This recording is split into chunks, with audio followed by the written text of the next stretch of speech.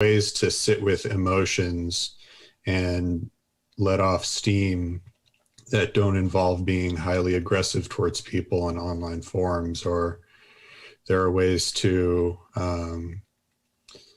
process feeling cooped up and negative that don't involve getting caught up in political firestorms. But at the same time, if somebody is already predisposed to feeling very passionately about certain political causes or ideologies, and they post about those things anyway, I see that being isolated might lead to them posting more and more about that. And then once things start to open up a little bit more, maybe there's more of a, that opportunity for diversion. Yeah, I definitely see it's weird though.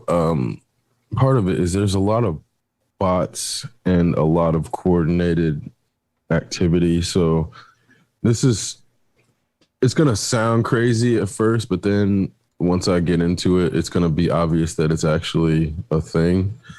So what ends up happening is there's like obviously Parler, but man, I thought that they were just misspelling parlay. They basically are. Okay. I mean, but they are, but they don't know what they're doing, and they're like they're calling it like parlor as if it's OR, like a parlor, like a place that you would hang out in. But it's parlay. I think a lot of those people think that it's OR, but yeah, it's like ER. So first off, that is it's a problem. Fancy. It's fancy. But then you have wait. That's like when you take some mayonnaise and put some lemon juice and garlic in it and call it aioli, right? Pretty much.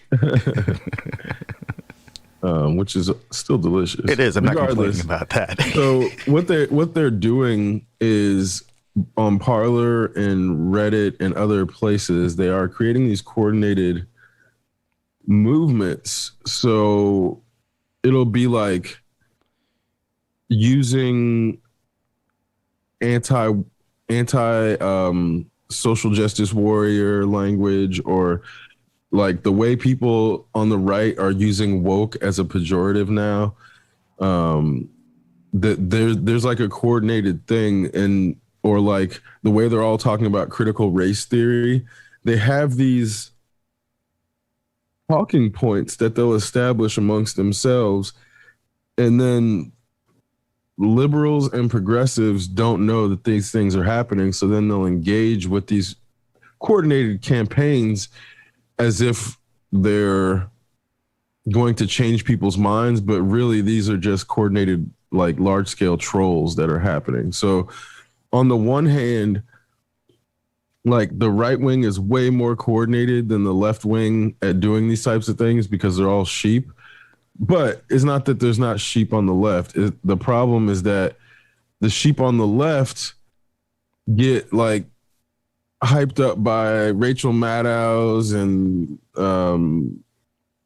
Trevor Noah's, and they'll have these people that they go to for their talking points, and then they don't realize that they're just like parroting talking points, and it makes them feel like they are being progressive and being knowledgeable, but then it just becomes this back and forth banter between the left and the right with these like manufactured talking points, and nobody's actually doing a whole lot of thinking on their own. So it's like, it's watching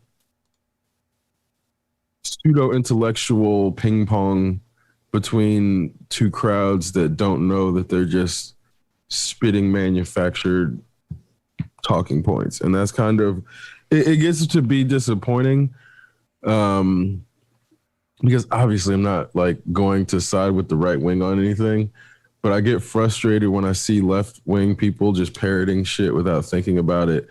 And then like you'll see attention being directed in a way like the left wing has it done to them, but they're not actively taking part. So like this whole past couple of weeks, all the left has been obsessed with Elon Musk going on SNL and why it's like some sort of um, virtue signaling to take a position on whether Elon Musk is, should be on SNL or not.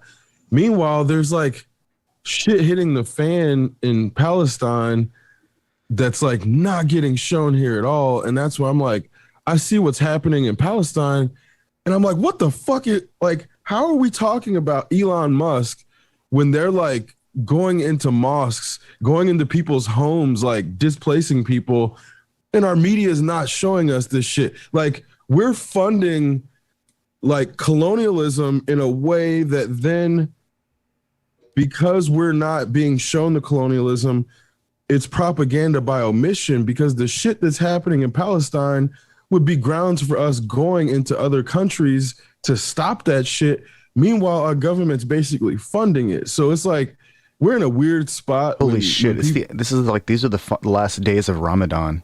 Bro, that's what I'm saying. Holy They're doing crap. this shit during Ramadan, and our fucking left wing is talking about Elon Musk. Nobody even knows what the fuck is happening in Palestine. Holy because shit. Our media, dude, that's what I'm saying. This shit is hitting the fan over there, and our people are like talking about Elon Musk on SNL. This is like propaganda by omission in action. Like, I'm sure you didn't know what the fuck was happening because it's not being shown. Like, it's fucking crazy, dude. It's fucking insane to me that all this shit is happening and it's not being shown over here. To speak to your point, I was completely unaware of what's happening in Palestine during right now. Ramadan, bro. During Ramadan of all Ramadan. times, which is like actually kind of unbelievable. I almost feel like, normally, I don't know, normal doesn't even exist.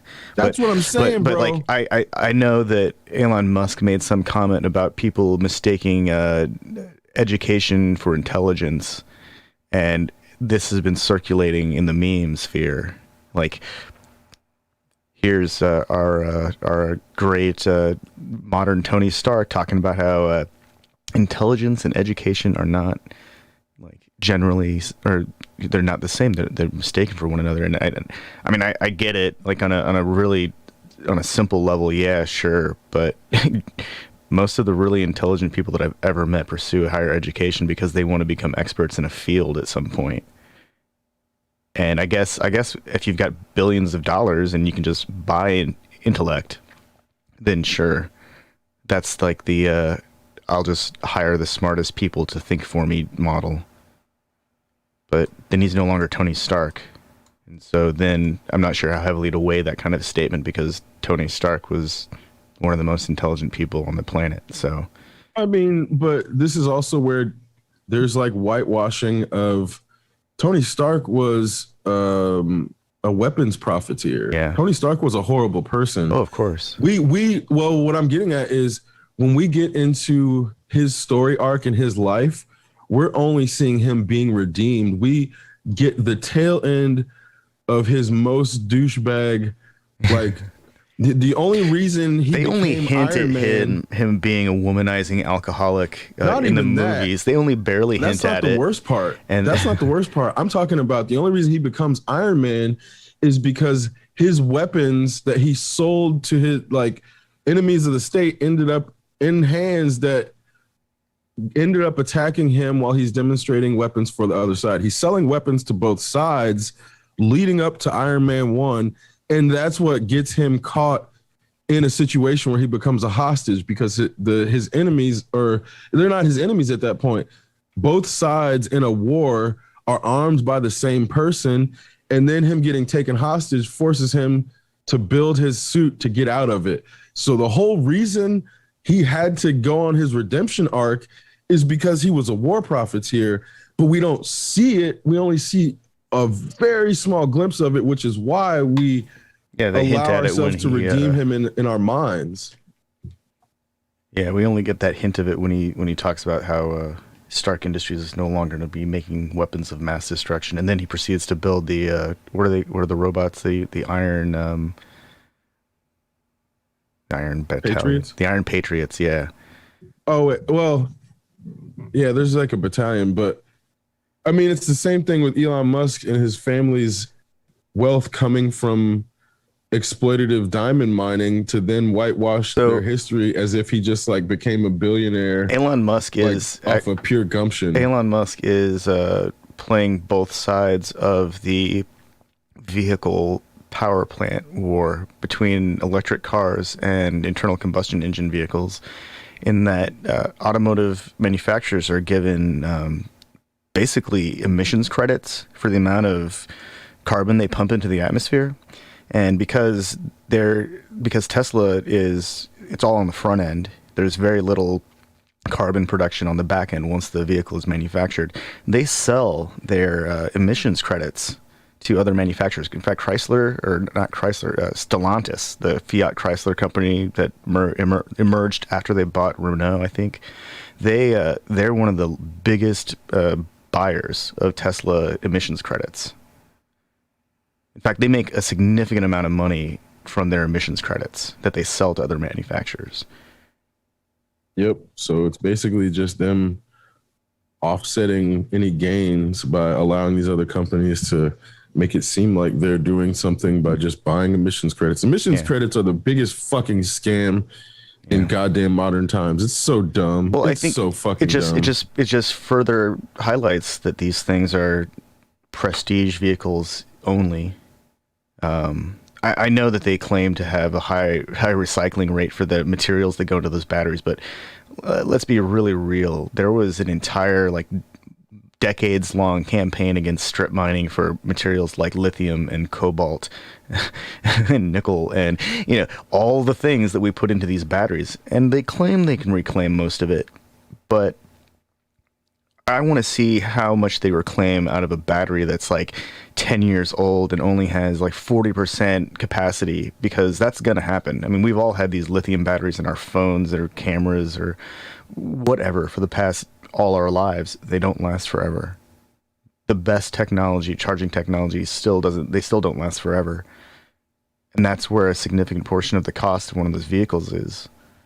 So where is the word sustainability really coming from? I feel like it's become sort of lost in a morass of marketing and advertising campaigns. It's sustainable because as long as the federal government is subsidizing the purchases of $60,000 to $100,000 vehicles, everybody who's paying taxes is helping to finance the purchase of those vehicles.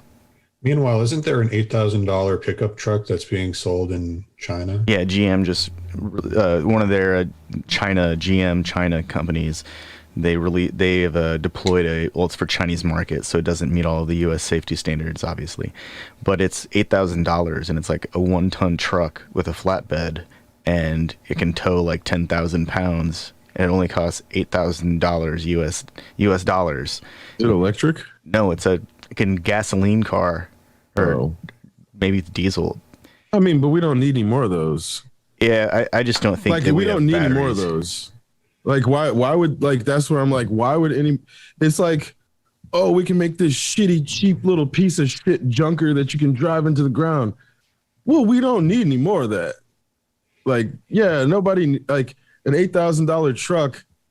Well, that's great, but we don't need any more of that. There's already $8,000 used trucks that are going to effectively get the same amount of use out of them, because there's no way an $8,000 truck is going to last. So that's where I'm there's super inefficient things that we're doing to just extract value from things, where I'm okay, we need to stop making gas powered cars. We just need to stop making them. I don't care if we can still make money from them. I don't think it's so much about money. Stop making them. I know, that's what I'm saying. We don't have batteries that are efficient yet. We can't. Because we're not investing in it, because people are let's make this $8,000 fucking truck. So it's that's the battery shouldn't be about if it's profitable or not. It should be about, is this thing gonna fucking destroy our planet? I think the batteries are going to destroy our planet just as quickly. Because they're shit batteries. Yeah. You keep going in this shit paradigm. I'm talking about not doing things for profit. It's crazy that you can't do anything without someone trying to figure out how can you make money off of this. I was thinking about doing an art project, and immediately somebody's oh, you can make a lot of money. I'm you know what? I'm going to not make money off of it just to be disruptive, because people need to understand how to do things for the sake of doing them instead of trying to figure out, oh shit, how can I extract money from this thing? Like, that's not how you get the best thing. And that's where we have, as a society, let the notion of, is it profitable, usurp the construct of, does it work trying to do what it's meant to be doing, and whether it's profitable should actually be highly irrelevant. Yeah, I just don't think that we're like even close to the kind of battery technology we need to have to make it meaningful. I think that's because they've only been doing it for like fucking 30 years, bro. That's like, it's not, of course not. We've been doing combustion engines for like 400 years technically. Oh. So when you're going to compare something that's like 100 years old to something that's 400, of course we're not even remotely close, and they're not investing in it. I mean, they've been around for almost 200 years, crude electric vehicles.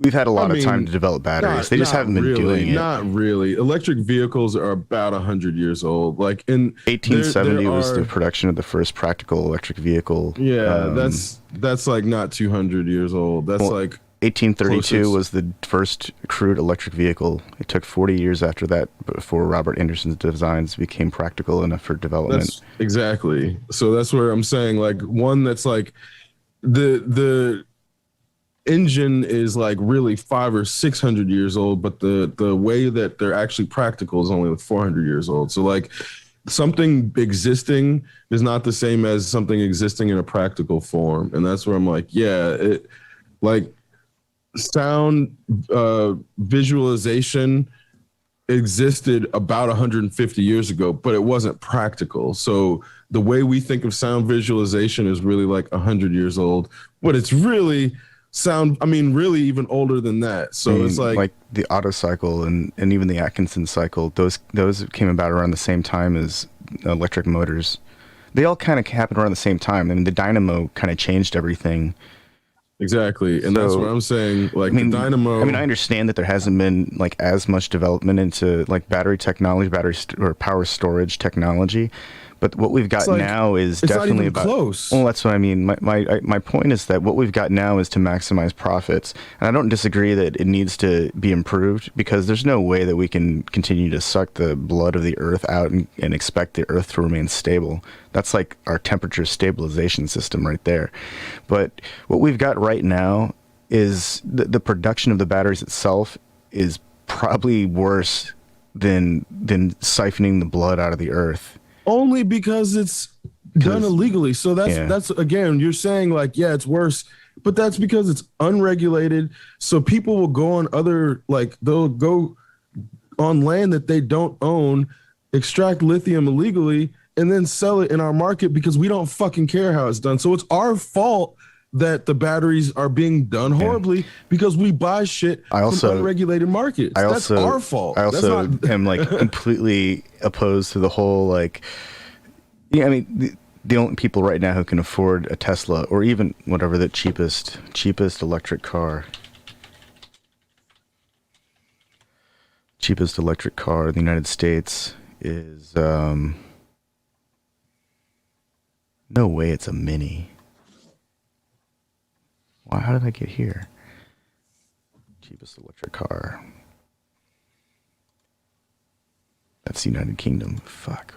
Internet, you're failing me. The last time I saw one, it was like in the 30s. Nissan Leaf, $30,000. It is a Mini Cooper, $30,000. $30,750. That's before the tax credit. Yeah, that's not bad. That's not bad, but that's also like completely out of range for like people who are, unable to even buy a $10,000 car. I mean, but so it's like a $30,000. So that's like, again, that's like most cars are out of range for that person. Like, so that's not something that's like exclusive to electric cars. The $30,000 car is a fairly normal entry price. It's pretty low for a new car. But there is a used combustion engine market. And those cars are being consumed by people. But there shouldn't be, and that's part of the problem. Is like, Fuck no, dude. Fuck no. The problem is these cars have not been held to emission standards. So you have shit that's like putting out pure smog because in the, between the 80s and 90s, we had dumb fucks who didn't know shit about the environment letting car emissions be created. So like something that is not to say that, people are, it's not people's fault that they're driving them.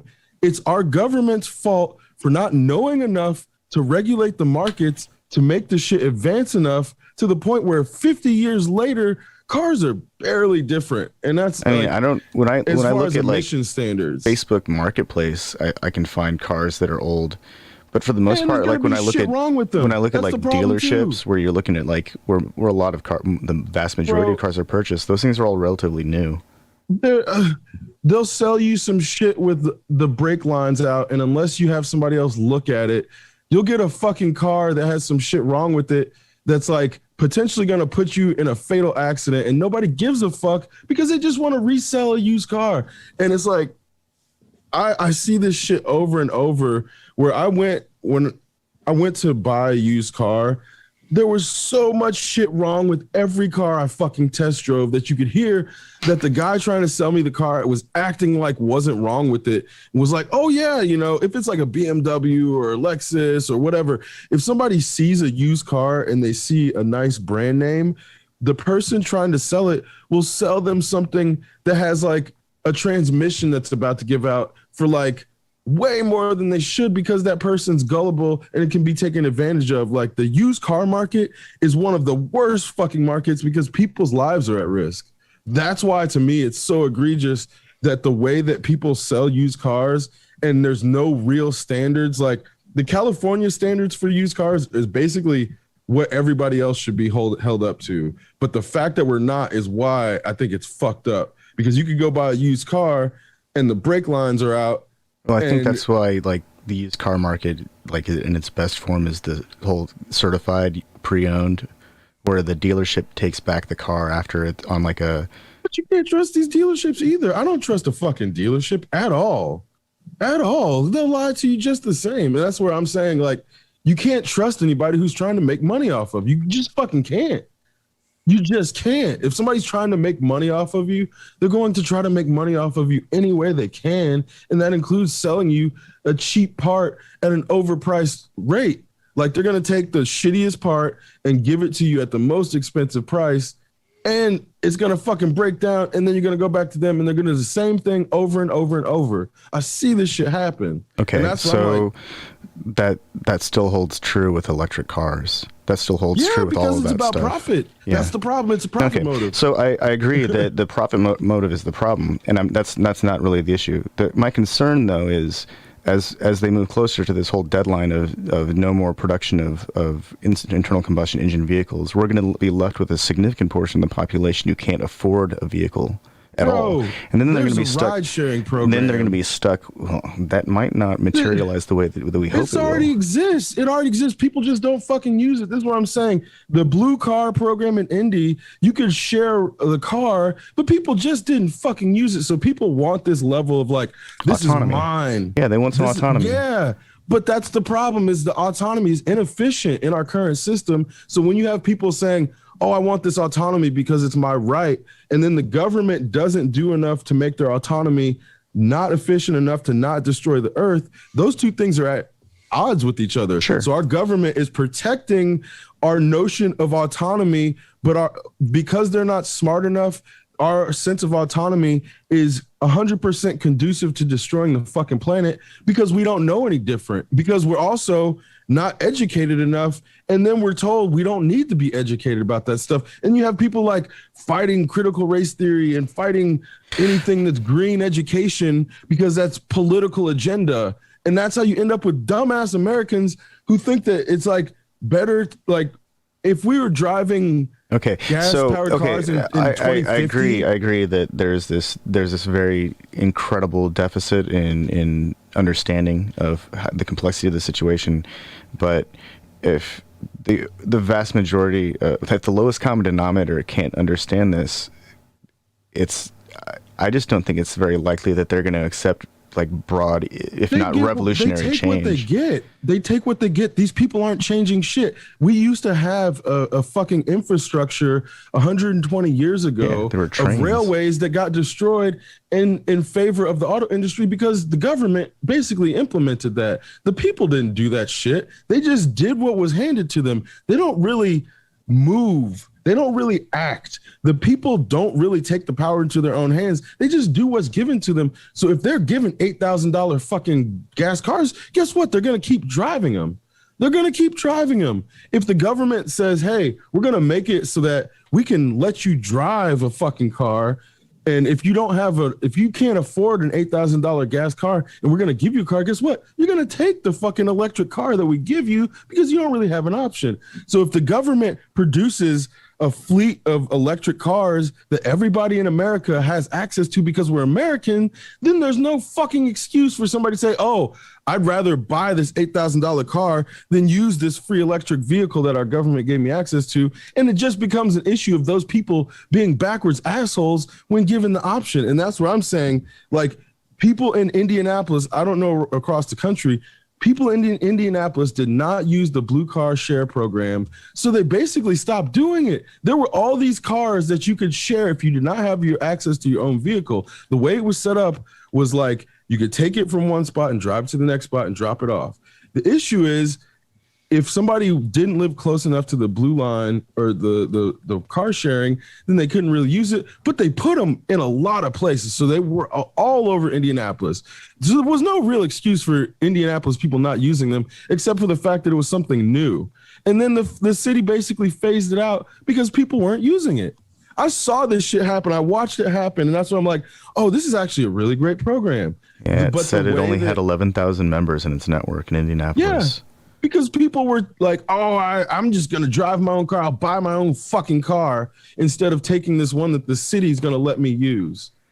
Because people are dumb. And that's why I'm saying it's like the way that the system has made people think that they should use their time. People think that they have better status, better sense of autonomy by buying their own vehicle, even if it's used, even if it's a shitty $2,000 car. They would rather do that than use a ride sharing program because the ride sharing program doesn't make you seem elite. It makes you seem like you're poor. It makes you seem like you're in this class that you can't afford your own car. So people are more willing to buy a shitty fucking car than use that ride sharing program. And thus the ride sharing program comes and goes as if it never existed. So there's Yeah. car share. There's car share Boston, which essentially the city leased several dozen public parking spaces to vehicle sharing services like Zipcar and this other one called Get Around, which basically people can rent a car for a specific period of time. I'm seeing maybe in the future they're going to be upping the amount of spaces that they're leasing, and then hopefully they can replace the combustion engines with electric cars. That's what they did in Bloomington, and it worked out really well. I'm pretty sure. I think there's the Zipcar one is still going. And part of it was the parking spaces. Yeah, it's still going. Yeah. The parking spaces are right next to where you're going. And that's where IU did is like, if you get a Zipcar, you can like park right next to the door, basically.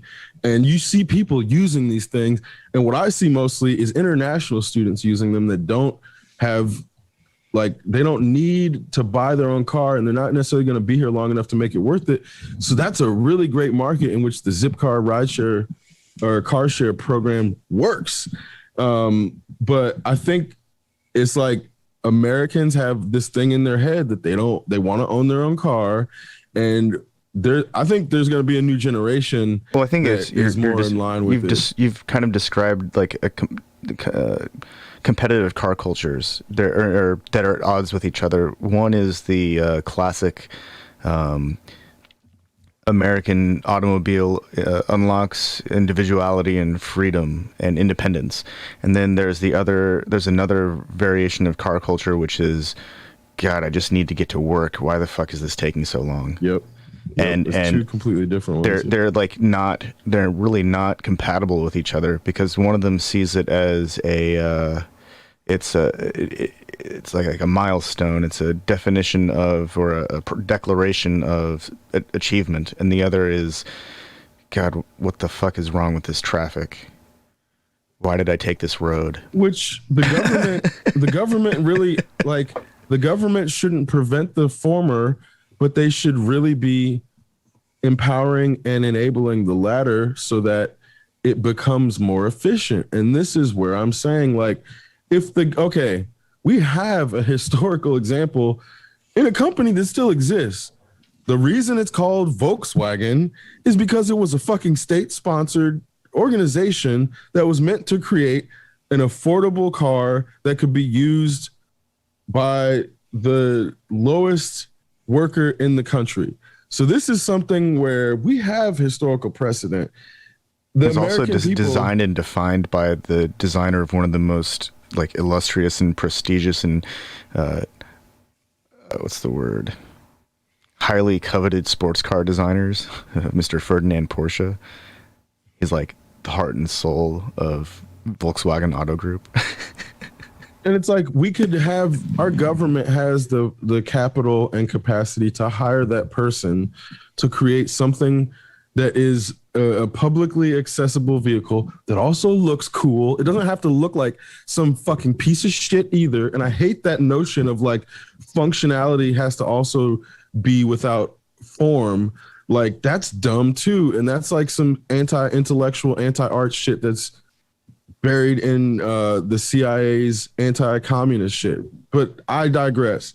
What I'm saying is there is historical precedent in these things, even down to America subsidizing Motor City. America subsidized that shit. They just didn't fucking take any other reward. So we've been subsidizing all of the risk and not socializing any of the reward in this country. And that's the fucking problem, is like, same shit with Moderna and Pfizer and all these fucking countries. The government subsidized that shit, but we don't get any fucking profits. How is it that people are getting this free vaccine for which the government is paying for, and these small corporations get the profit from our fucking tax dollars from this situation in which if our government was just investing directly into the research and development as a fucking investor and taking the rewards as an investor, the people would get to share the fucking benefits as investors too. It's so dumb that our government does not act like a fucking investor. And on top of that, when they subsidize shit, they make it as if the people who put the tax dollars in shouldn't get a fucking tax return because the subsidized execution is supposed to be the benefit, which is complete and utter fucking bullshit.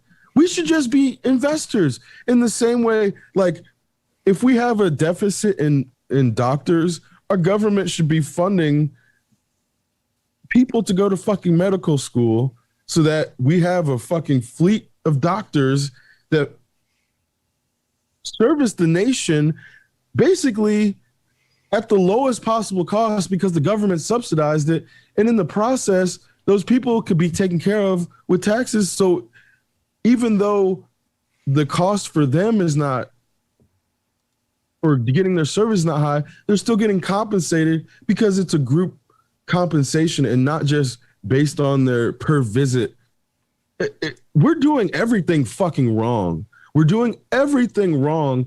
And it's old people who don't want to sit back and look at the places in which we're doing things wrong that keep us doing things wrong. It's like, yeah, guess what? I drive a gas-powered vehicle, but one of them is a hybrid. And as soon as electric vehicles are attainable, I'm going to switch to electric, but it's not fucking attainable for me. So I'm saying, as somebody who drives a gas-powered vehicle, who wants to get to a point where it's not too high of a barrier for entry to me, the reason I know that barrier exists is because I can't fucking cross it myself. Yeah. And the reason is because of all these inefficiencies I see and the way that our government is not trying to fix them. So this is, again, I'm not trying to condemn people who drive gas-powered cars, because guess what? I fucking drive one too, because I can't afford an electric car yet either, because our government is not, it's a bunch of old people who don't know what the fuck they're doing, just think they can tax Like, oh, we're gonna fix this problem, we'll tax it. We want to fix this problem, we'll tax it. Carbon credit, we'll solve. We'll solve it. Yeah. Well, no, climate change, tax it. I'm in the same boat. Like, I can't afford to sell my vehicles and get a single electric vehicle that will replace the utility of my truck and my car. But my car also gets, like, really incredibly good gas mileage, and I don't drive it very often. And it's new enough that it'll definitely last, like, to the end of the production of the internal combustion engine, at least by the standard of the government. And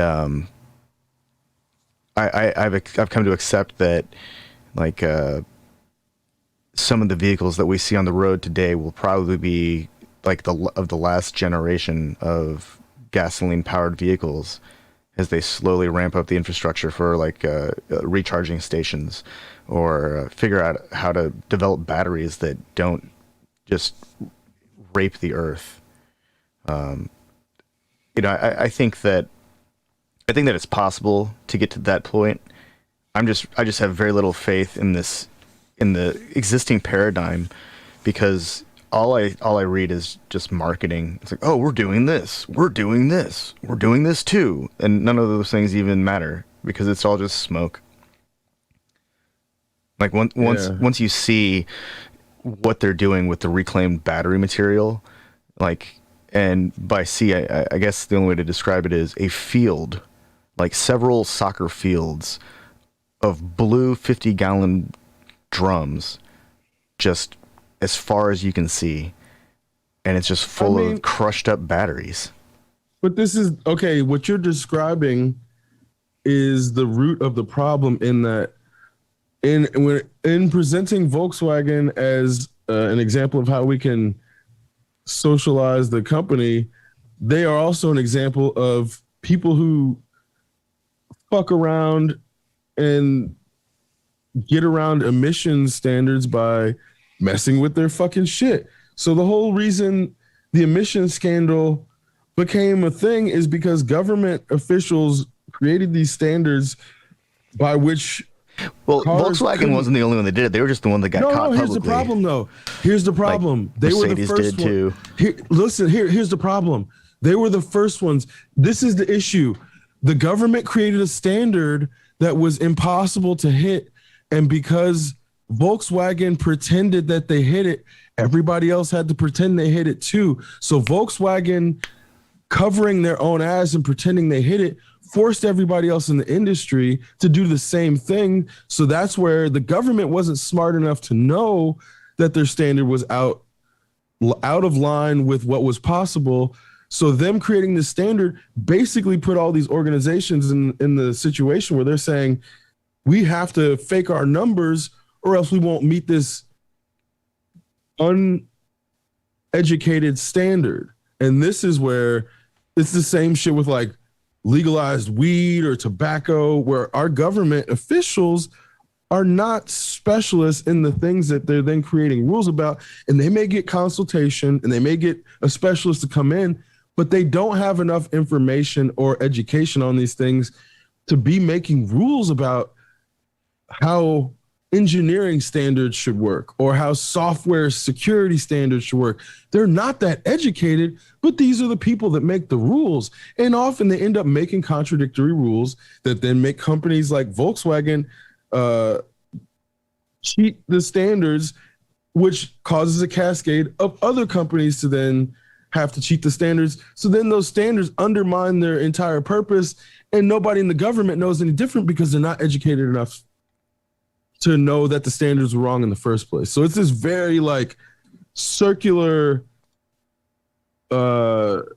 pseudo intellectual pursuit of something that is presented as a popular talking point for politicians, that then when the scientists are consulted, the scientists are not the ones making the actual decisions.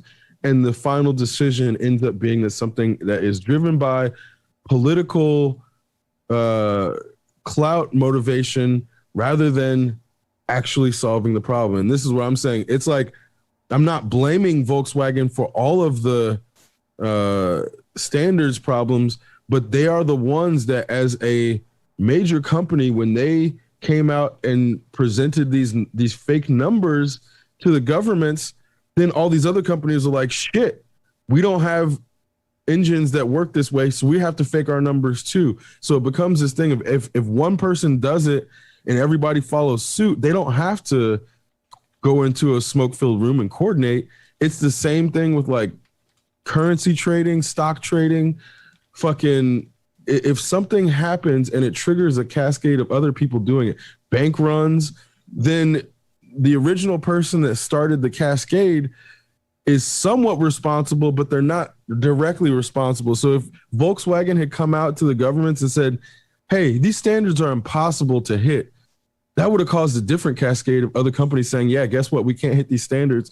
So either you're going to have to change them or you're going to have to take the blame for halting production and putting all these people out of jobs. And they wouldn't have liked that either. So the governments would have ended up changing the standards. So this is the issue of like, it's not obviously black and white, but the way that profit motive and by proxy risk aversion with the focus of most profit possible by exploiting the most risk, understanding that there are, especially when you get into people's lives, like everyone's life has a value by which companies are making a risk assessment. So car recalls are basically if someone dies in a car, how much is it going to cost the company if they just let that person die instead of recalling the vehicle? And this is 100% real. You can go look it up. If the cost of a person's death is more than the cost of replacing that part, that's when they issue a recall. And it's like, that's like basically the standard. And it's like a lot of times they'll say, oh, if we have this certain vehicle, the class buying this car is worth, $200,000 per life or whatever. So if the cost of the recall is less than $200,000, like, or if it's more than $200,000, they're not going to do it. And that's where the gremlin is the landmark case in which the risk assessment of people's lives being valued was like basically shown to the world. And a lot of people don't know what the hell the gremlin even is. Or it was either the gremlin or the Pinto. Both of them, I think, had problems. But one of them had a gas tank that would just explode. And the issue was like, do they do the recall or do they let these exploding gas tanks stay on the market?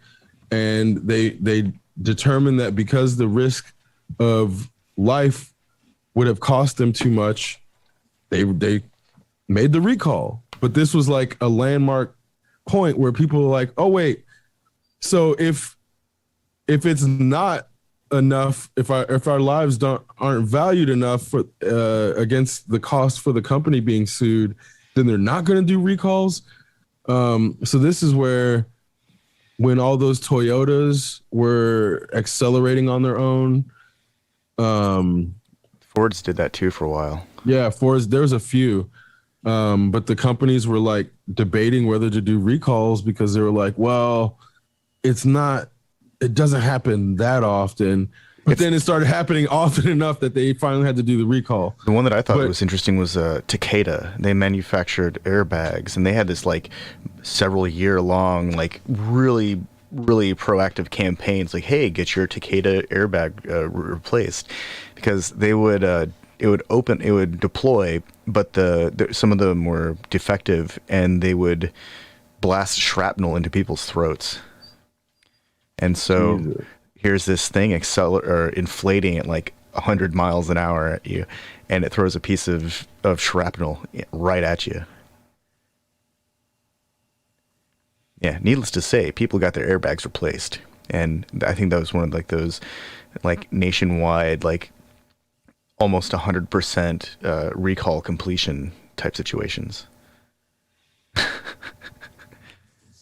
It sounds like the paradigm by which the companies were evaluating whether or not they wanted to do a recall versus the payout to the company is in line with a lot of life of employee life, human life-based evaluations, life of consumer considerations that they make when they're doing their risk assessments of a lot of their products. Or, you know, do they sell the product or do they put the choking hazard on it and then, you know, let people make the decisions themselves? Or I'm sure a lot of the warnings or the suggestions for the ages of suggested ages for children to be playing with a particular toy comes along with a sort of like a risk assessment or a risk analysis for whether or not the toy would be accidentally ingested or would cause some harm to somebody who didn't know exactly what to do with it.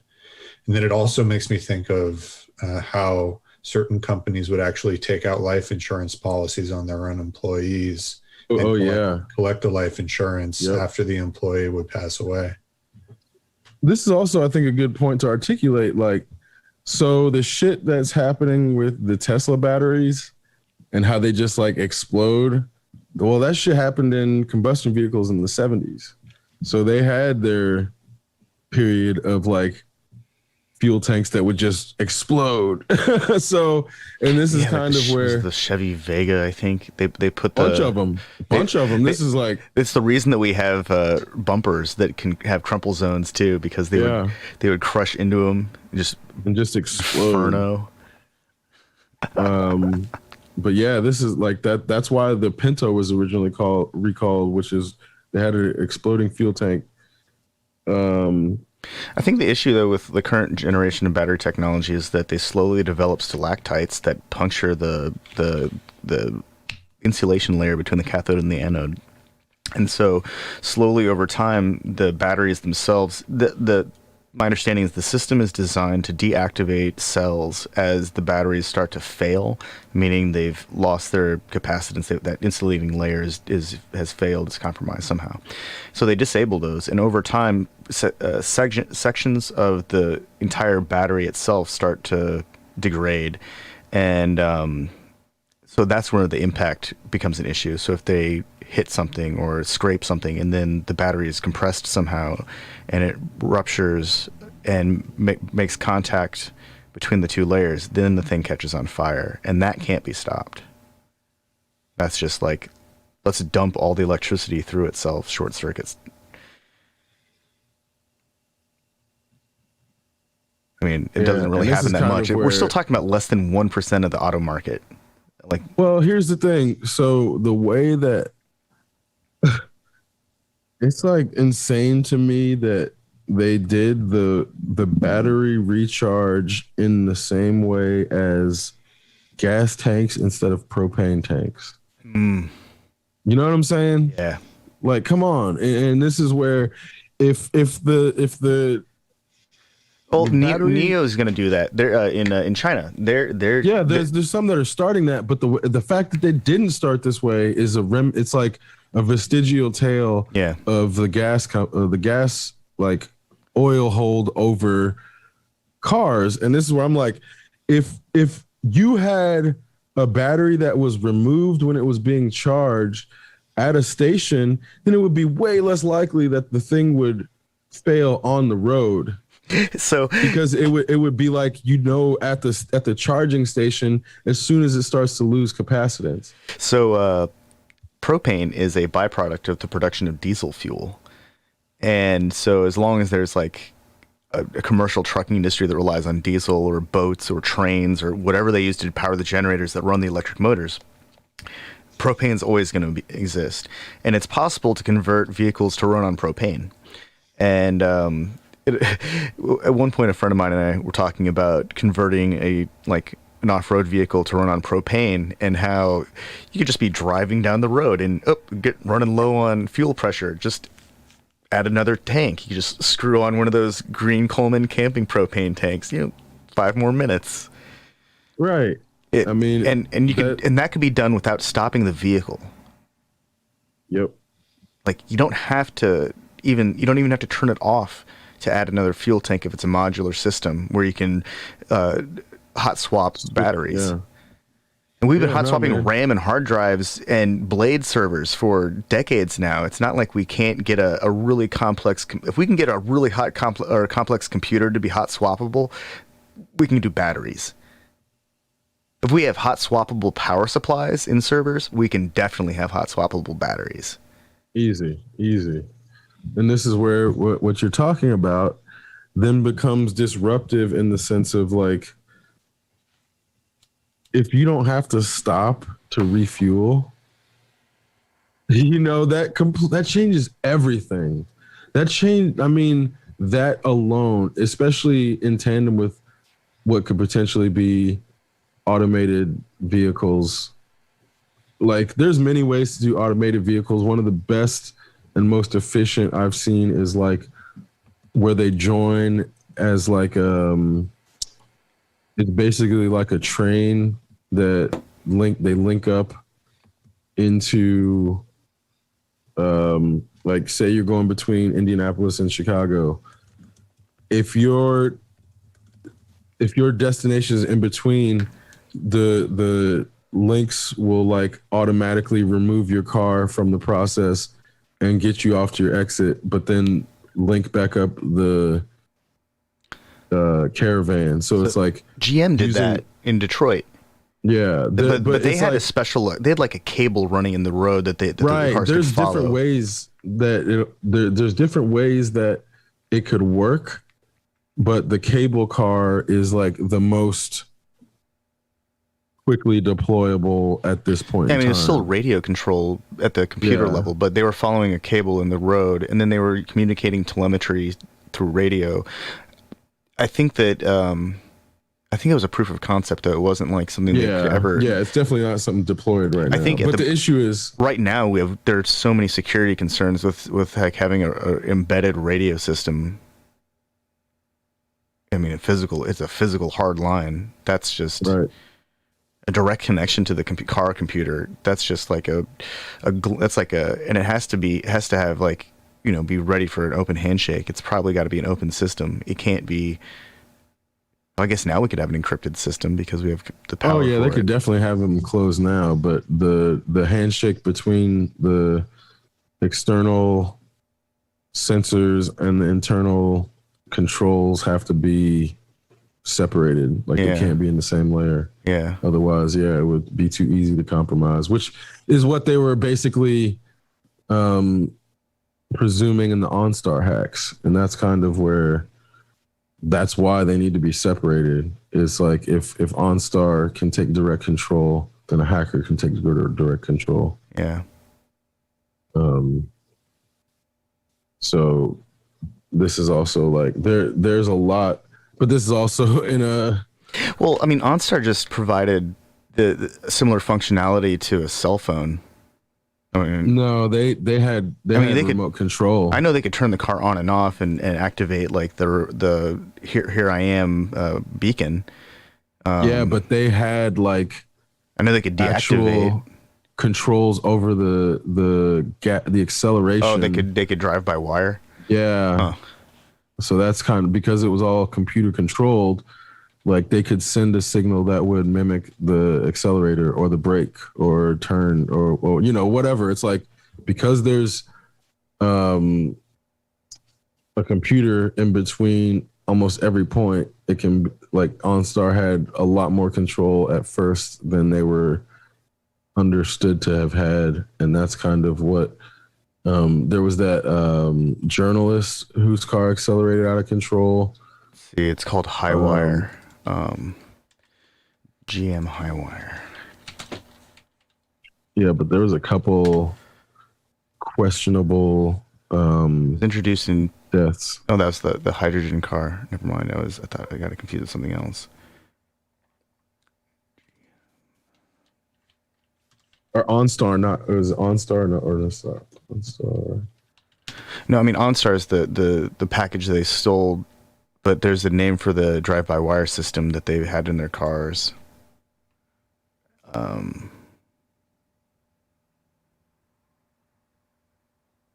Yeah, that was in 2013. Michael Hastings. Huh. That and people didn't want to believe it because it was such like sci-fi shit at the time. But it was definitely proven to be a valid theory.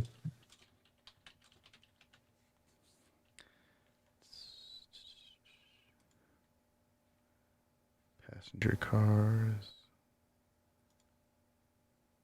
Damn, yeah, they could like. Yeah, it looks like they're still doing it. There's only a few companies that utilize an entirely drive-by-wire system, but braking by wire is a thing. All transmissions are done through electronic commands.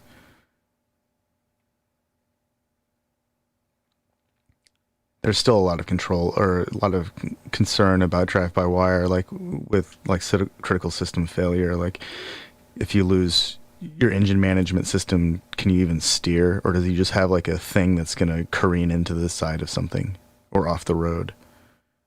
Yeah, and that's kind of where redundancy and backup systems are necessary. All for security purposes anyway. But this is also what I was going to say earlier is we're in a security averse culture. American culture in general doesn't tend to actually care about security nearly as much as it should. And by proxy, which is why we have active shooter drills for elementary school students instead of actually dealing with the root cause of the issue. Yep. And that's a perfect example. I remember when the drills that we had were just earthquake in California and tornado in Indiana and fire drills. I think tornado and fire drills. See, what other drills did we have? I mean, we never had earthquake drills to my knowledge, in Indiana. I think that's it. I don't think we ever had to evacuate. Did you never have a bomb threat call then? We had my senior year. It was like it was finals in spring. School was almost over, and some sophomore called in a bomb threat, and the FBI descended upon their home, and we were all sitting in the football field. They didn't even take us away from the school. They're like they didn't. Yeah, they never take you away from the school because they don't know if that's like one of the things that'll trigger it. So they usually we had multiple. So by high school, we would end up watching movies during bomb threats in the auditorium. I mean, while they searched the lockers. When it was all over, I told my homeroom teacher, who was one of the deans, I was like, I'm not going back in there. And she's like, well, I can't make you. I was like, I'll see you tomorrow. And she said, okay. And I left because I wasn't going to go back in there because I didn't know what the fuck was going on.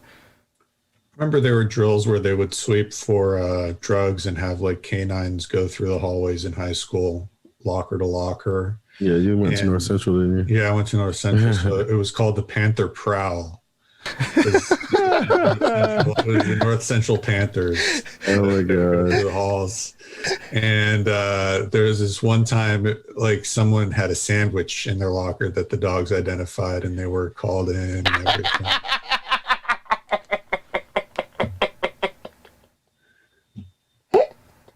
It's a big deal about. I don't know what kind of sandwich it was. Must have been something like ham and cheese. It must have been a delicious sandwich. Oh, I bet the dog hit on it because that's like the dog wanted that sandwich. That's what happened. Yeah. What do you find? Dogs. Salami on rye, no mustard. Is it really? What else? It's like there was half of a kosher pickle. Kosher dill pickle. Yeah. Were there any chips in there? No. Oh man. Dogs love treats, but it was diet. It was diet. Was there any caffeine in it? We can right?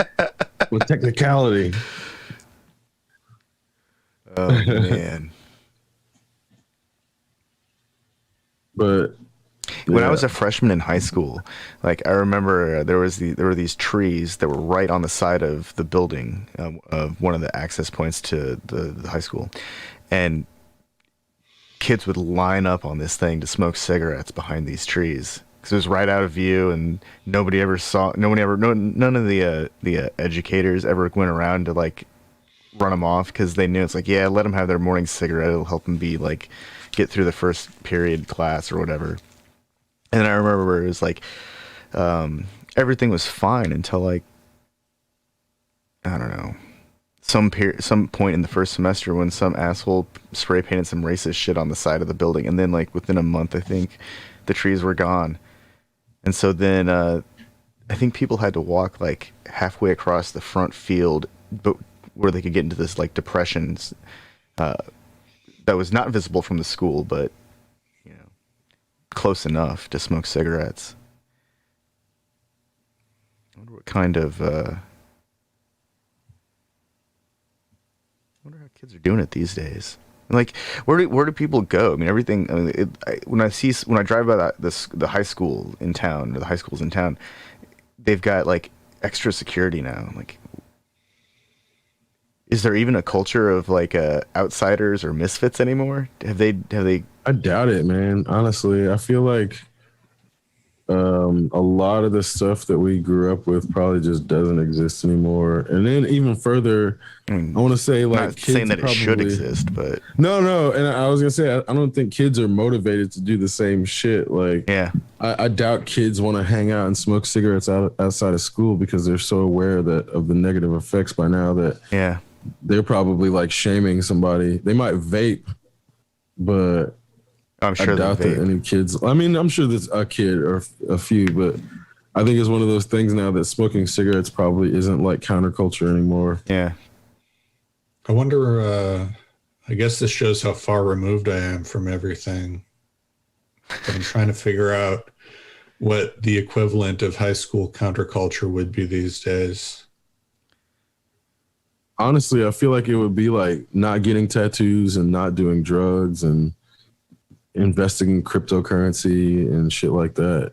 Like, it's one of those things that, I have a few younger fantastic cousins. Cultural shift. Yeah, but that's the way I see it. And so like we had a discussion at Thanksgiving. This was a couple years ago now, but my cousin was like probably 13 or 14 at the time. And my dad's sitting there railing on young kids, blah, blah, blah. And, you know, all the normal shit old people say about young kids.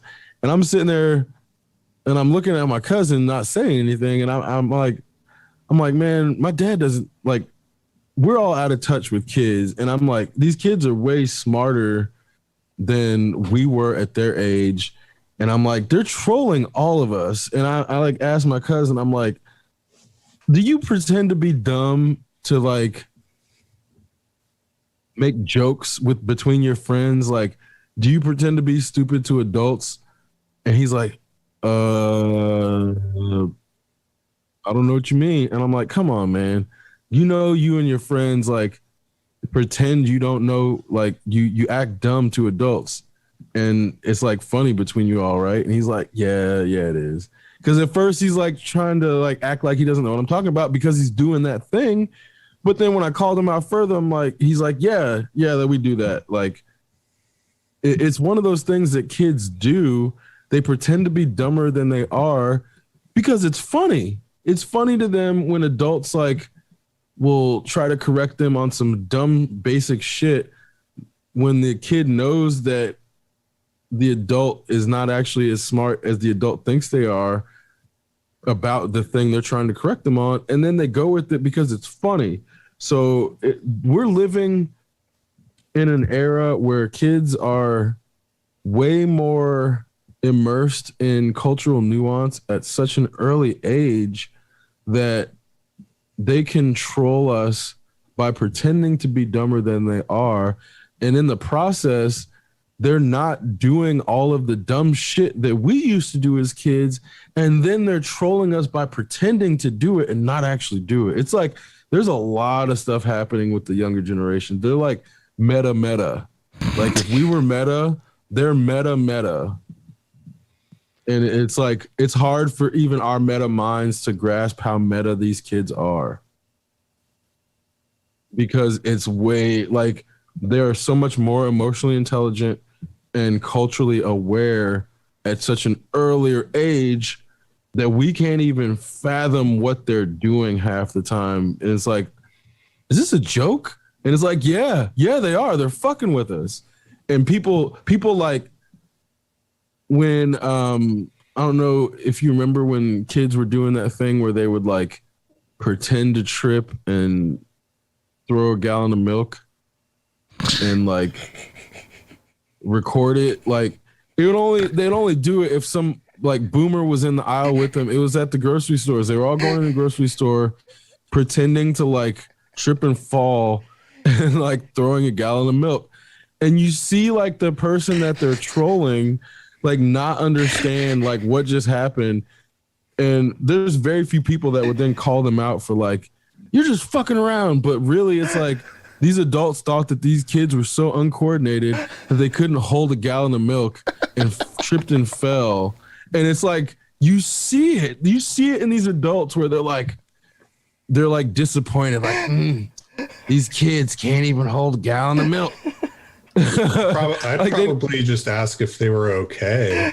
Most of them don't even do that. They just kind of stare in like disappointment and disgust. And it's not disgust that this person's like injured. It's like, you can tell by their face, like, this kid's so weak. He needs to go to the weight room. He can't even hold a gallon of milk, you know? And that's like the way that it comes off with most of them. And it's like, but that's why these kids are fucking trolling them. It's like, do they even notice? Like, apparently these people don't even notice that the kid is being videotaped or is videotaped. No, oh god, no. They're definitely not that aware. Because I know I would notice if they're just too distracted by the milk. I would be losing my shit just thinking about it. But I would lose my shit if I saw. I would be like cackling at full volume. I would probably get my camera out too, be like, "Oh my god, no one's gonna believe that I saw this shit." I forget the name of it. Like they had a name for it. Is it called milking? Because that would make sense. Yo, I milked these boomers. You wouldn't believe the look on their faces. That just sounds wrong.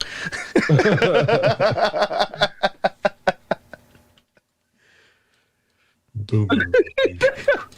Yeah, it was pretty funny thinking about it. And like, here's a link to one. Gallon smashing. That's what it's called. Yeah, gallon smashing. But it's like, you can tell the way that people do it. Like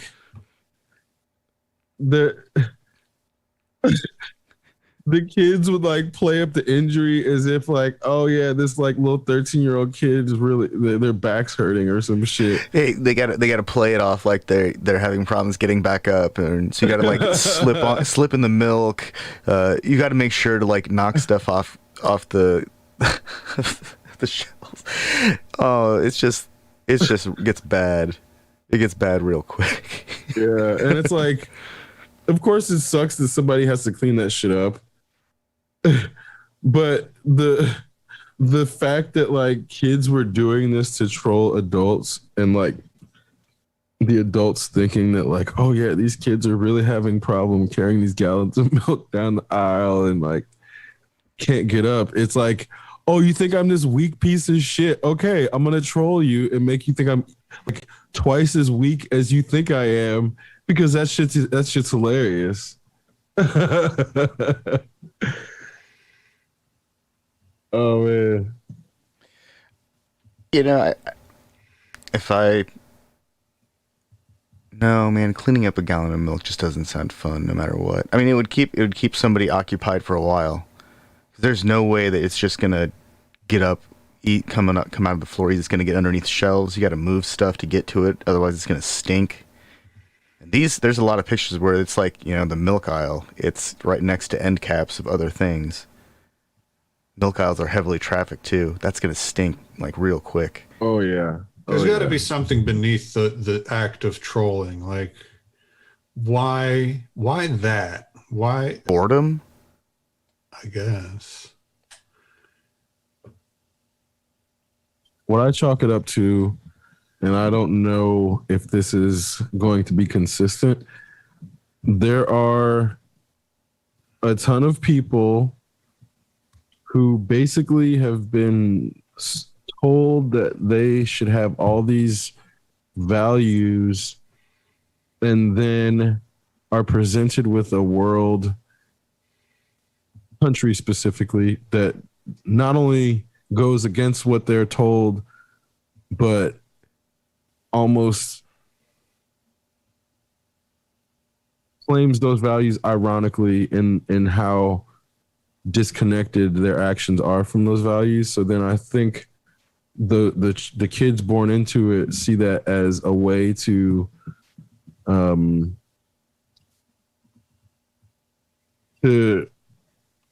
have a catharsis while knowing that they have to exist with these people, by then undermining those people's notions of the impact of their rules. So if say, for example, you have a bunch of people who create this rule set, like, oh, you need to be monogamous and you need to get married and all this other stuff. Well, in the process, you have people like myself who are actively not getting married because it like, I can like be monogamous without getting married, and it like bothers the hell out of those people. Or like not having kids, it bothers the hell out of those people who are trying to frame it as if like, oh, you need to have kids and be married in order to have a fulfilling life. And then when you have a fulfilling life without doing those things that they all did without questioning them, it pisses them off.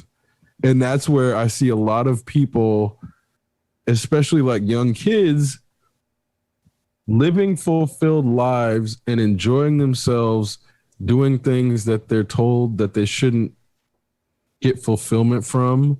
And a lot of them are doing it just to antagonize old people in a way that it's like, it's almost like, okay, grandma, you want to say I need to wear these clothes to, you know, oh, you wear pants or a skirt. Well, if I'm a dude, I'm going to start wearing a skirt because you said wear pants or a skirt. And it's like this thing where the people being themselves and living fulfilled lives, doing things that they're told they shouldn't be doing. Like the idea that I should work as much as possible instead of taking time for myself, for my family, for my friends, and working as little as possible is something that pisses off the previous generation, because I get more life fulfillment. And in the process, I'm like going against everything that they believe. Like if somebody takes back their life and takes back their time and doesn't work like 80 hours a week for somebody else, and they don't work for another organization where you have a boss and the boss is taking all the profit and you're getting paid like minimum wage.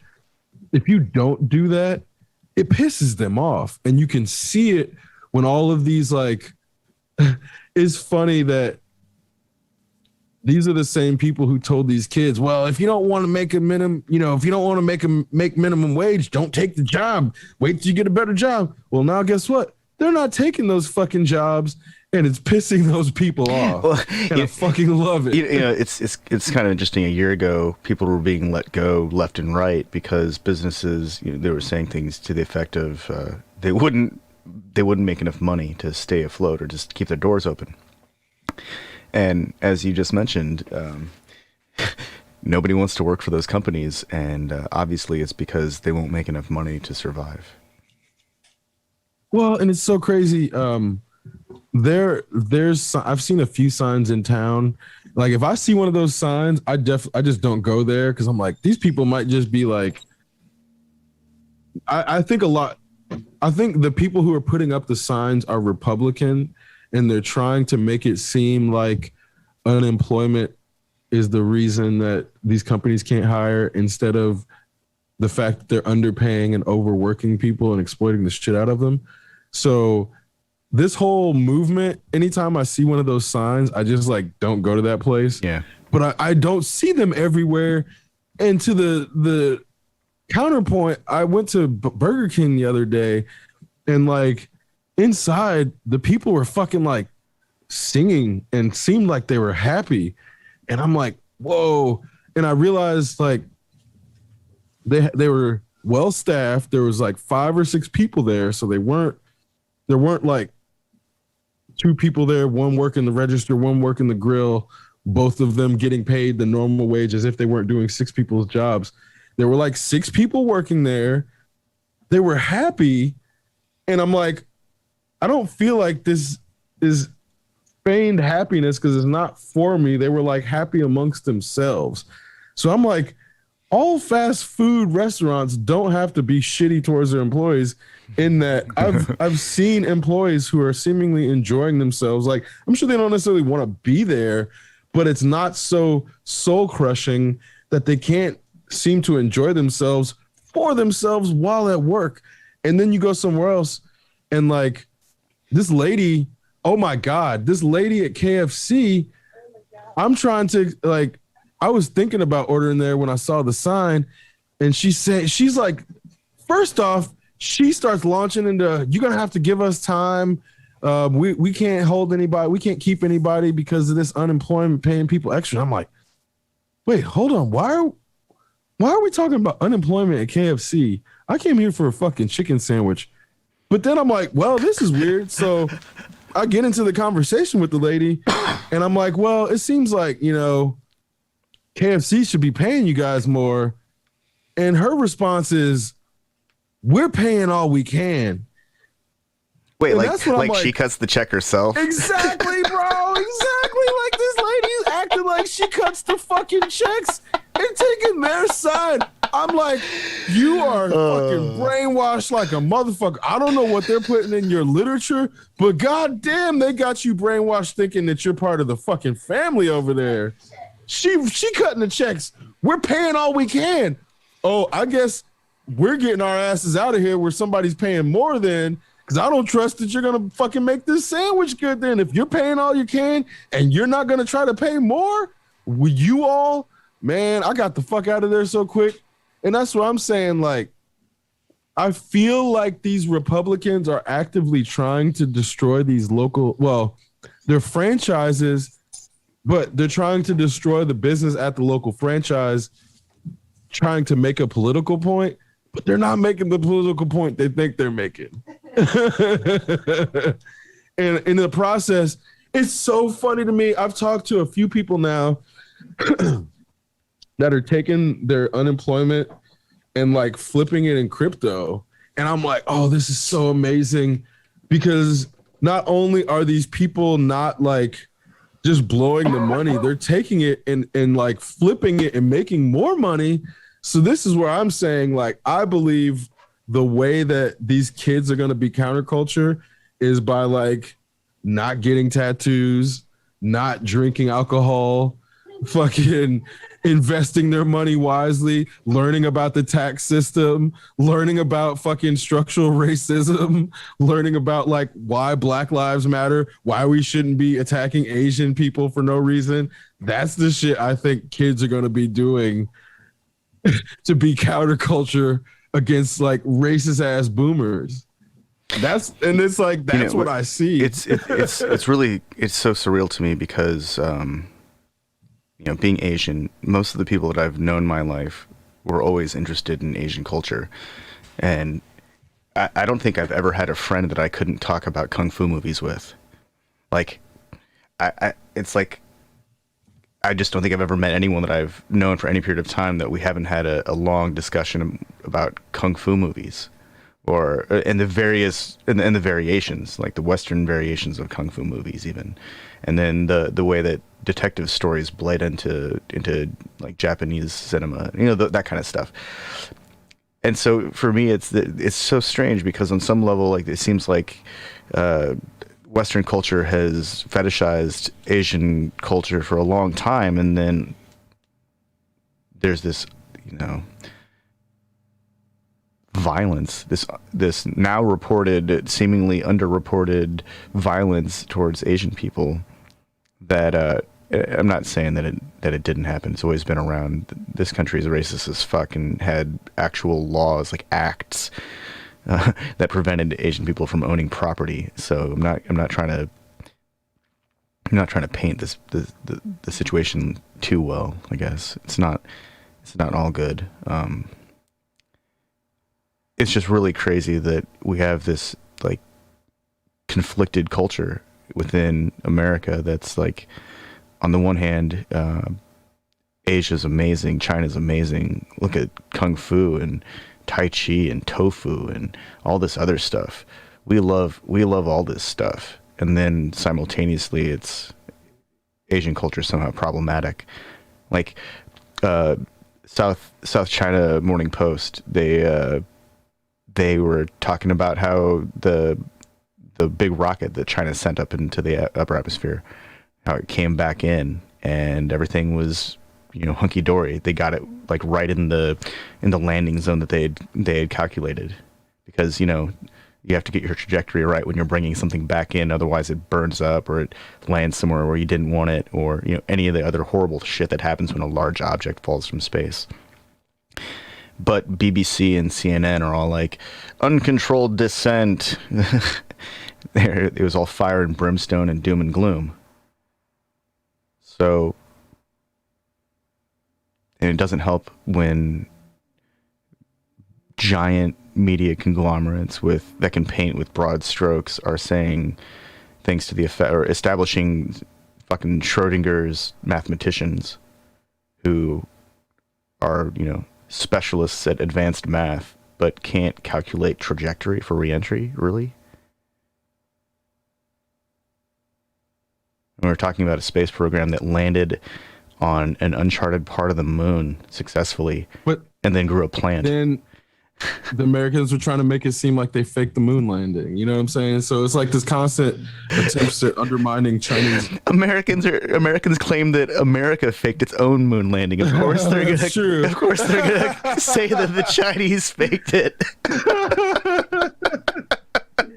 Touche.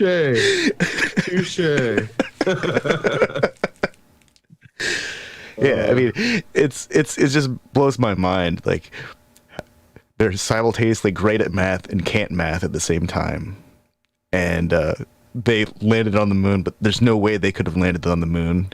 We didn't even land on the moon. You're mixing up your stereotypes, bro. The smart stereotype is about Japanese people, and the Chinese stereotype is that they steal.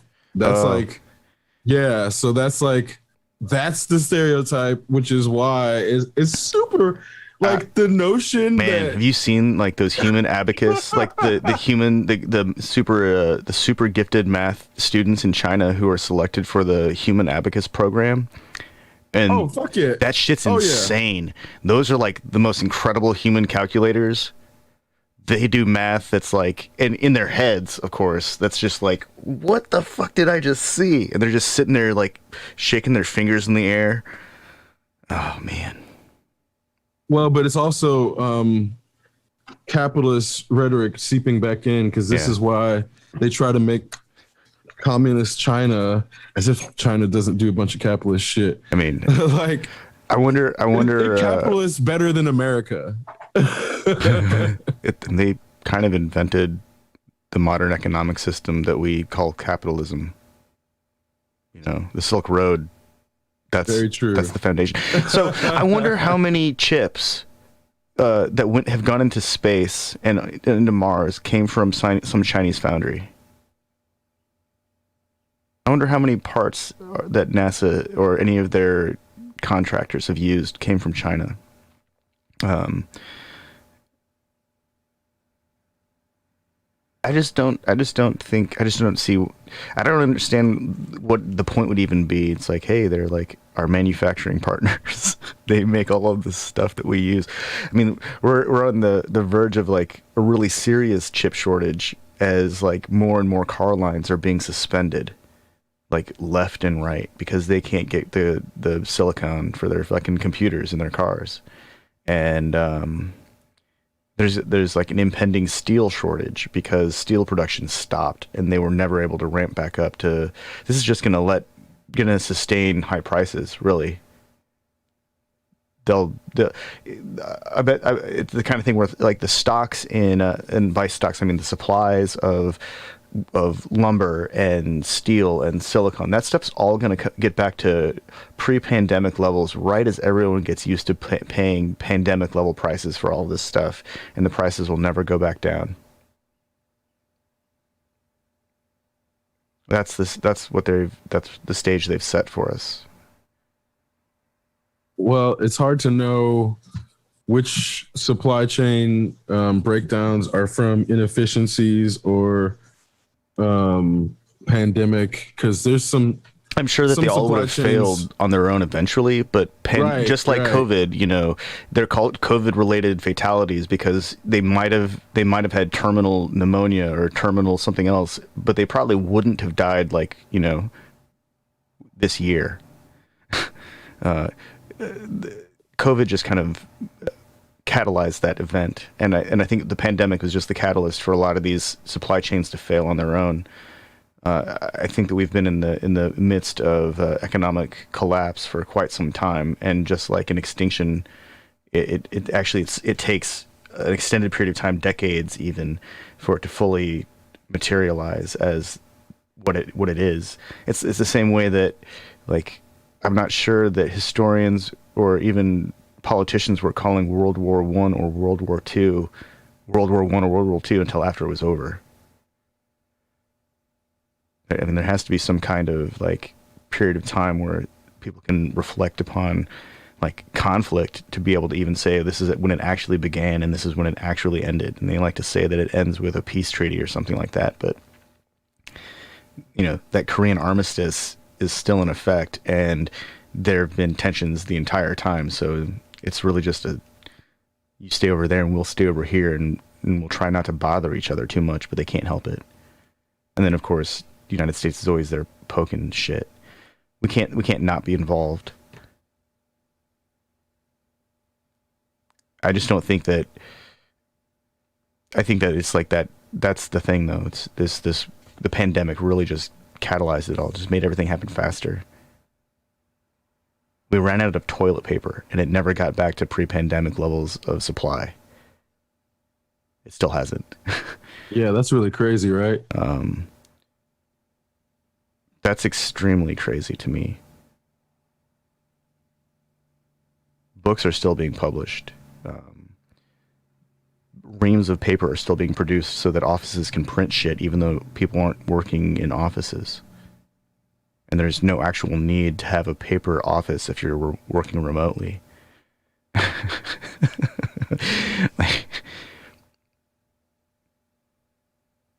I wonder how many industries are actually going to disappear as a result of, you know, transitions to working remotely.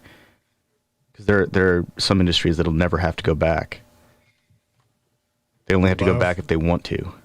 The biopharma industry is currently in the process of largely transitioning to a hybrid model is what they're looking at across the board, even though for a lot of startup organizations, their documentation management systems tend to start in paper. And that's actually leading to a greater demand for affordable small scale or smaller scale electronic documentation management systems that can be migrated into in order to execute formalized documentation. So it's there, but it's definitely the pandemic has shaped the future trajectory of the work environment in the biopharma industry.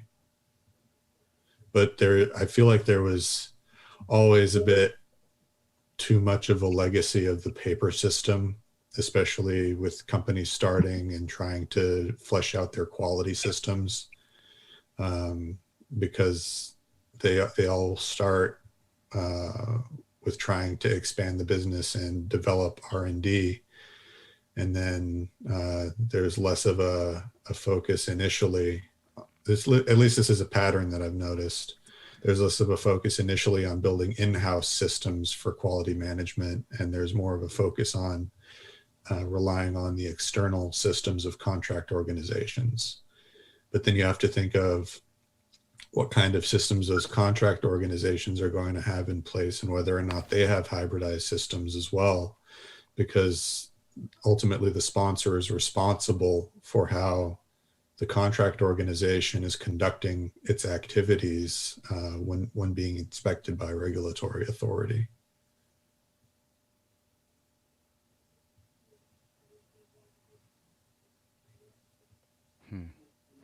In-house solutions. Does that mean like developing an entire computer or software development team?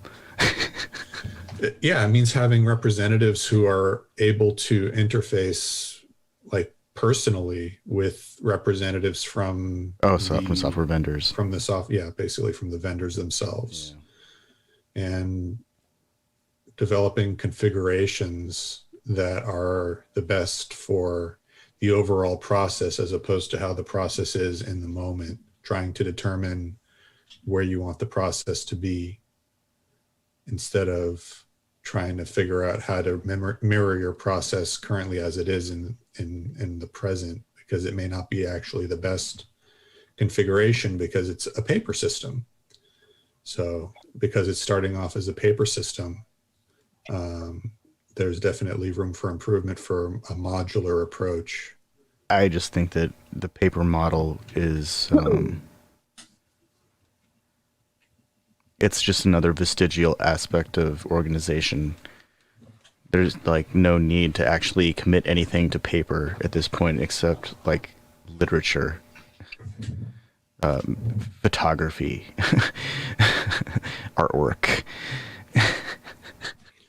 I agree. I think training records should all be electronic. I think that like even standard operating procedures should all be electronic. Yeah, it has to start when people are young, though, of course, because how many people look at like physical pictures anymore? That's a good question. You know what I'm saying? Like actually, like if you take a photograph, how many people actually print out the photograph in 2021? Sheila still prints things out. Compared to how many pictures get taken? I'd say she probably prints 1 out of 50. maybe 1 out of 100. The last time I wanted to get anything printed, let's see. We usually print large though. Had a picture book made. I wanted to buy a buddy of mine. He's doing his he's in art school and he's studying photography, and I told him that I wanted to purchase one of his books. But that's more because he's one of my homies. Also because I like his photography. But let's see. But even then, that's like, you know, that's a book. It's an art book. It's not like the kind of thing that you put on a wall. It's the kind of thing you put on a shelf on a wall with other art books after you've, you know, enjoyed it or you want to reference it later. No, that's a good point. I think the last time I actually actively thought about having images on display, I was looking at digital picture frames, and then I started looking at converting a monitor and installing like an Android device in it so that I could run a digital picture frame. And then I thought, well, why don't I just get a large tablet and then apply it, put it on a stand and then let the slideshow be a bunch of pictures. And then I had the dual use. Next thing you know, I'm buying another computer, and then I stop because I don't actually need another computer. That's a good it's a good point, though. I don't think people are printing as much as they used to. I know that the people that have talked to me about printing usually talk to me about printing large, and it's not necessarily about. It's mostly about what it's being printed on. Those are the kind of conversations I've had in the last year. It's been about, and I usually end up suggesting like aluminum, and I like glossy finishes because then they look like you can see into them further, and they reflect light differently. But I think metal-backed large format print is the way to go. They also last forever because it's basically an enamel, so it's, temperature resistant. It's radiation resistant for the most part. It'll probably last 100 years, 1,000 years, maybe even 10,000 years, if it's not scratched up or doesn't allow like shit to build up on it. Yeah, I talked to one person in the entirety of 2020 about printing anything. Now that I think about it. What happened to academic poster presentations over the past year? I'm sure those all went virtual, right? Well, if you, and I know that there was a lot of, like, there were entire, large scale printers devoted to it. PowerPoint is the presentation platform, or presenter, or whatever Google calls it. Slides is what Google calls it.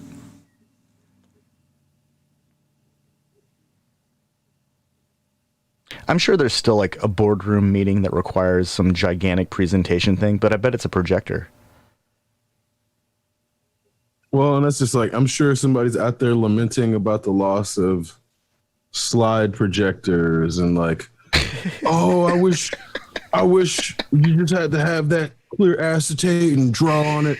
That's real learning. Oh yeah, man, the Elmo, the overhead projector. All this online mumbo jumbo allowing me to look at your desktop. I don't want to see your desktop. I don't want to see your PowerPoint presentation directly on my screen. I want to see an overhead projector where you use your hand like a real teacher, like I had in 5th grade, that would draw the equations by hand on the projector. That's how it should be done. That's real teaching. Man, I had so many teachers in elementary, middle school, and high school who were forced to draw.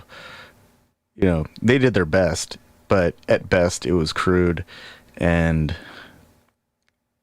God, I think that's why I have a really profound appreciation for a very well done stick figure comic. Like XKCD, that's a really good stick figure comic. But when you see just hundreds of poor examples of stick figures, it just kind of ruins them. Diagrams you can't read. Highlighting and underlining that makes it impossible to read the text. They breathe on the thing once and it fogs up and you can't see what's on the wall, and the teacher doesn't know because they're not looking at the projection. If you had to sit like at the exhaust port of that thing, it gets so hot that you just pass out. Roast a chicken on it. Dude, those things had really, really hot lamps. I remember one time one of them burnt out. I was like right next to the thing and it got real hot and just psst. And we had to wait for the thing to cool down so that the instructor, the teacher, could open the thing up and pull the bulb out, because if they'd have just done it right away, they'd have burnt themselves. Fucking thermal reactor.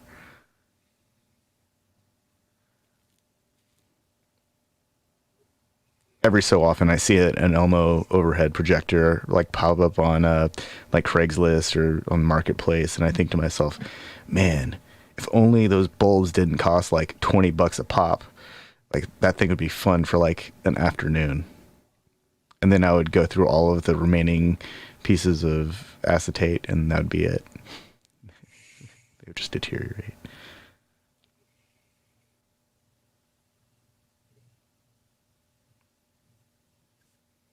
Projectors now are cheap as shit, and it's like, yeah, but the bulbs are still expensive. I mean, like, just in general. Oh yeah, projectors are cheap. Yeah, like I sold it, but I had like a pocket projector that was like $100 or something. Yeah, and it's 40, 45, 50 inches HD. That shit's so cheap now. It's really crazy. Yeah, a 360 watt overhead projector lamp, 82 volt, 99% quartz, $17 on Amazon. You get $12, $30 for a 3-pack. So it's a little cheaper than the last time I looked at it, but it's still not cheap. That's like a $10 light bulb that's going to burn out. That you can really only use a few times. Well, and I mean that's compared to like digital projectors where They have LEDs that'll last 10,000 Right. hours at full luminance or full lux. But then end up buying a whole new unit for the price that it would cost to buy a light bulb, Yeah. or the replacement bulb, because it's like those end up being like hundreds of bucks for the replacement when the unit isn't even that much. Yeah, here's In a lot of a cases. full 1080p, 55,000 hour LED system, $79.99. And I can't find any output information. Well, It then looks projectors. I was gonna say projectors are great until you try to find like an actual wall space on which to use it in your home, and it's like you really have to dedicate the space to it. So years ago, I had two roommates, and we had a basement where we had a projector, and we stretched a big sheet across this shelving unit so that we would have a dedicated space to screen movies on. And at one point, when I was researching it, before we decided we're just going to use a sheet because it's going to be too expensive, I was considering getting pieces of plywood and then painting them silver and then painting white over that, because I had read that the screens, like the really fancy home theater screens, they've got like a metallic backing behind the white, so that they have more pronounced reflective qualities. It makes for better contrast or something like that. So there's a way to do it, but you're right. You got to dedicate a space to it. Yeah, and it's like you can't even the slightest crease or wrinkle just ruins the viewing experience. Yeah. It's like You gotta have like two really large poles, and one of them has to be heavy, and it has to be set up just right so that it pulls everything the same way. We used pliers, like a canvas stretching pliers for stretching canvas for like a painting, and pulled that real tight, and used a technique that my dad showed me years ago, how to stretch canvas. And it took a while, and we used a lot of staples. And I'm pretty sure that we ruined that sheet. It worked, and until the basement flooded. Oh, that's a bummer. Yeah.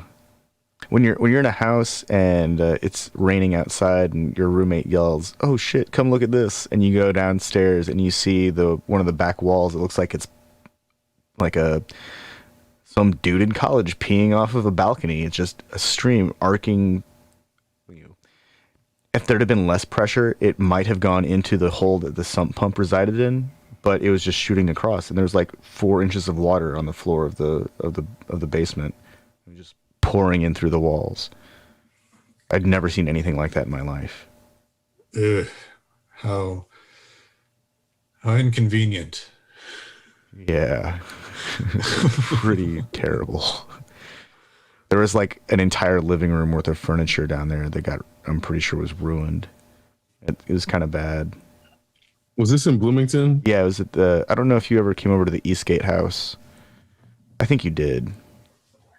Well, the only reason I was asking is because I know a lot of basements in Bloomington are not up to code, and that we rented a place that the basement wall was sagging inward because the foundation like started to give in because of all the flooding.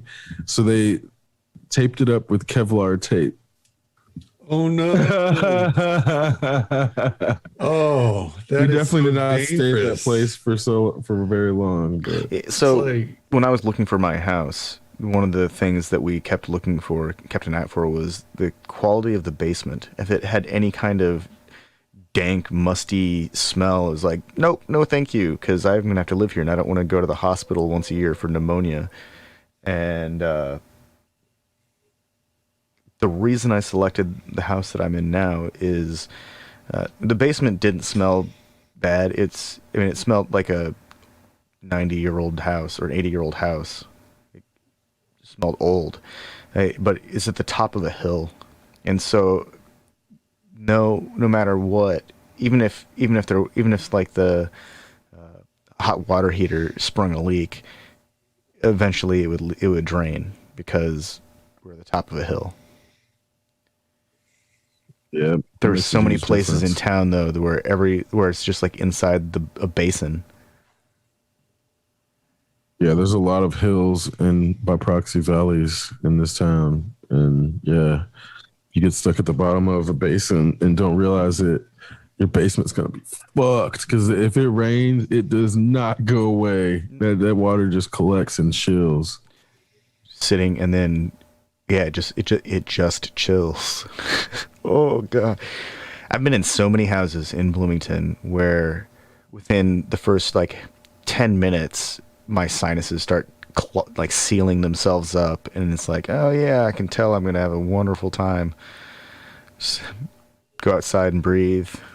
Hey, Tan, come on inside. We're about to do something. It's like, yeah, it's okay. I'll be in a minute. Is that because of all the mold?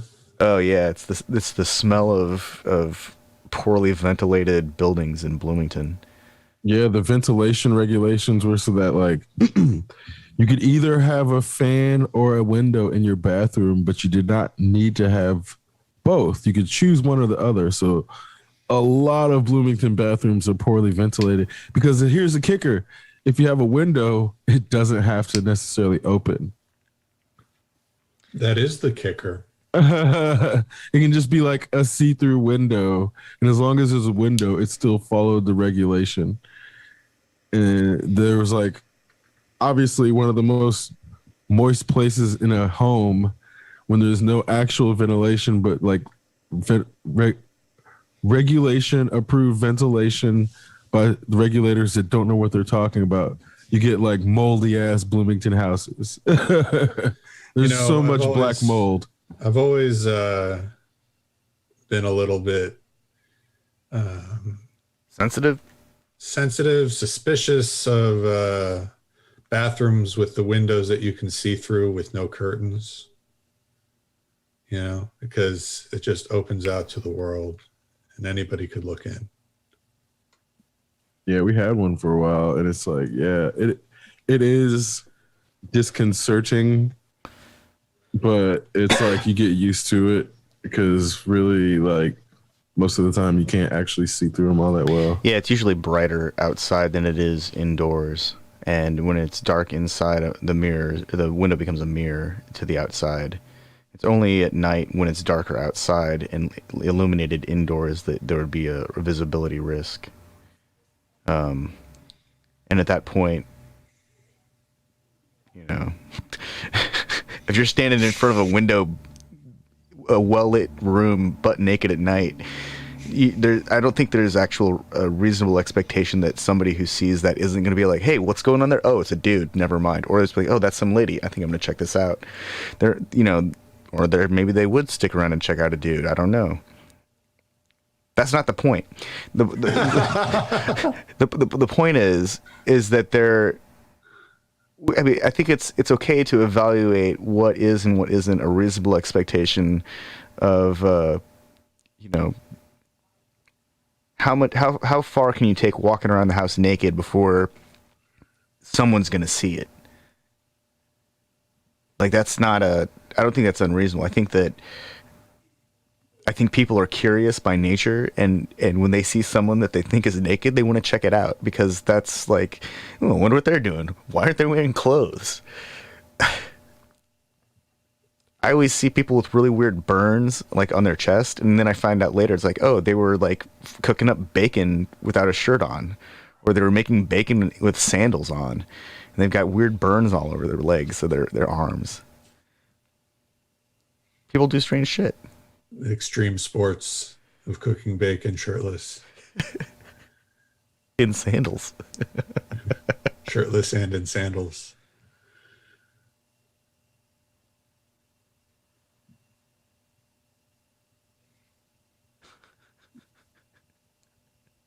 Yeah. Bacon's worth it, though. It's worth it. Yeah. Is there chicken bacon? I think there's bacon of pretty much every meat, if I'm not mistaken. Yeah, it's you like can- a type of You can cure pretty much any curing. meat. Yeah. I've had beef bacon and Beef turkey bacon's bacon. delicious. Yeah, beef bacon's amazing. I almost prefer beef bacon over pork. It's you just substitute chicken for pork in bacon recipes. Well, and when I had beef bacon, it was in the context of a burger with beef bacon instead of pork bacon. Oh, cool. And it just made it such a different flavor. Like Beef bacon's man. amazing. yeah. Beef bacon's one Want of some the right now. It's like it's super fatty, but man. Yeah. Worth it. Oh yeah, it's Worth like it. that produces more grease than it's like the most oil producing bacon there is. Where do you get it? The butcher's block? Do they have it at Kroger? Oh, when I had it, it was in Turkey. Oh, okay. Whoa, chicken bacon. Huh. What the shit?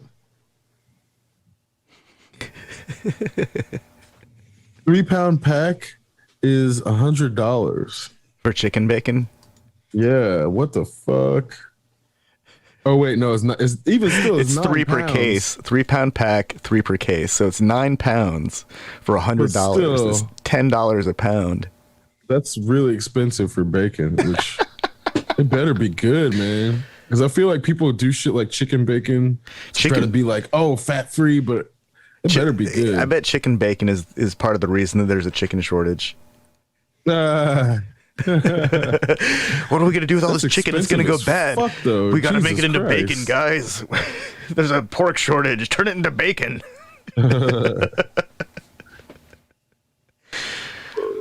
All natural, crispy chicken bacon.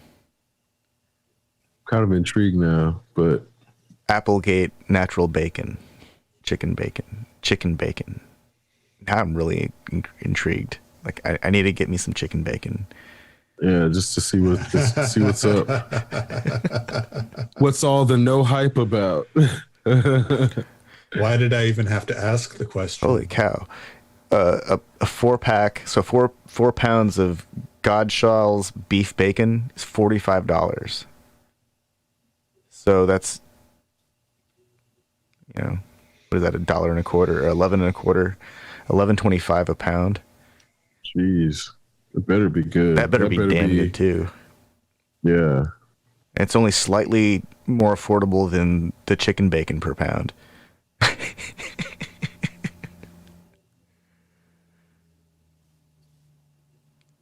But that's where I'm like, man. Wait I a hate second. it If Turkey bacon is only for 10 ounces is less than $3.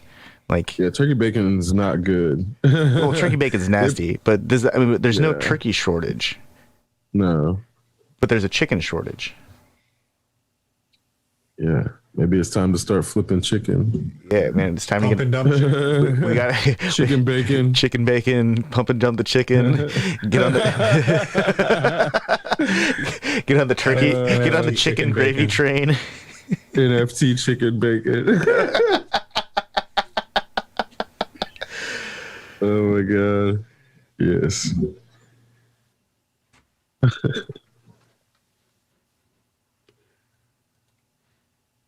Exceptional Radio.